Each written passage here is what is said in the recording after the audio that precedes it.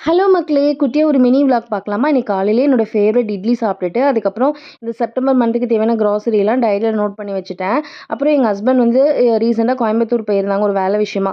So நான் வந்து மறக்காம இந்த ஒரு பொருள் மட்டும் வாங்கிட்டு வந்துருங்க அப்படின்னு வந்து சொன்னேன். இது என்ன அப்படின்னு சொல்லி பார்த்தீங்கன்னா, ட்ரைட் ரோஸ் பெட்டல்ஸ் இந்த பன்னீர் ரோஸோடது. இது வந்து நாங்க கோயம்புத்தூர்ல இருக்கும்போது ஃப்ரெஷ்ஷாட்டு ஒரு பிரியாணி வந்து மசாலா நான் வந்து அரைப்பேன். அது கூட இத சேர்த்து அரைக்கும்போது பயங்கர ஃப்ளேவர்ஃபுல்லா இருக்கும். பிரியாணி சூப்பரா இருக்கும். ஆனா இது இங்க இப்போ நாஸ்டேட்ல வந்து இது கிடைக்க மாட்டேங்குது இங்க. அதனால தான் இது அங்கேருந்து வாங்கிட்டு வர சொன்னேன். ஸோ நம்ம ஏரியால இது கிடைச்சதுன்னா எங்க கிடைக்கும் அப்படின்னு சொல்லுங்க. அப்புறம் வந்து அவங்க மாறி மாறி வர்றதுனால மதுரை வழியா தான் வருவாங்களா.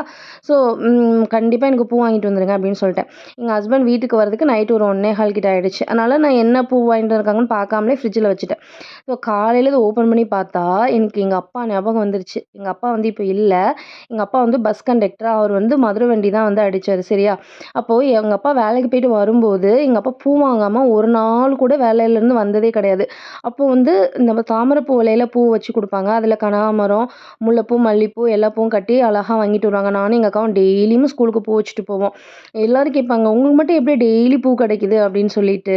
இன்னைக்கு இந்த இவ்வளோ பூவையும் பார்த்ததும் எனக்கு வந்து எங்க அப்பா ஞாபகம் தான் வந்துட்டாங்க அப்படியே. ஏன்னு கேட்டா, எம் எங்க ஹஸ்பண்ட் வந்து நான் சொன்னா தான் வந்து பூ வாங்கிட்டு வருவாங்களா. அதுவும் நான் வந்து மல்லிப்பூ மட்டும் தான் சொல்லிவிட்டேன். அவரு இந்த 3 பூவும் வாங்கிட்டு வந்தங்காட்டியும் எனக்கு வந்து நம்பவே முடியல. "எப்படிடா?" அப்படின்ற மாரி தான் இருந்துச்சு. ஸோ இவ்வளோ பூ எவ்வளோன்னு சொல்லி பார்த்தா 200 நான் சத்தம் போட்டேன். "எதுக்குப்பா இவ்வளோ காசு போட்டு வாங்கிட்டு வந்தீங்க? ஏதாவது ஒண்ணு மட்டும் வாங்க வேண்டியது தானே?" அப்படின்னு சொல்லிட்டு. ஸோ வந்து மல்லிப்பூ 2 முழம் இருந்தது. முல்லைப்பூ 1 முழம். அப்புறம் பிச்சிப்பூ வந்து 1 முழம் வந்து இருந்தது. பூனா யாருக்கு தான் பிடிக்காது அப்படிதானே. ஸோ அப்புறம் இன்னைக்கு வந்து மீன் குழம்பு செய்யலாம் அப்படின்னு சொல்லிட்டு மீன் வாங்கிட்டு வந்தேன். என்னாச்சு அப்படின்னு சொல்லி பார்த்தோன்னா, அந்த கடையில எப்போ பார்த்தாலும் கூட்டமா இருக்குமா. ஸோ நான் போயிட்டு, "ஓ அண்ணா ரூ. 100 மீன் குடுங்க" அப்படின்னு சொல்லிட்டு வாங்கிட்டு வந்தேன். இது என்ன மீனுன்னு பார்த்தோன்னா, அயில மீன். வீட்டுக்கு வந்து வாஷ் பண்ணும்போது தான் வந்து தெரியுது. இது வந்து ரொம்ப நாள்பட்ட ஐஸ் மீன் அப்படின்னு சொல்லிட்டு.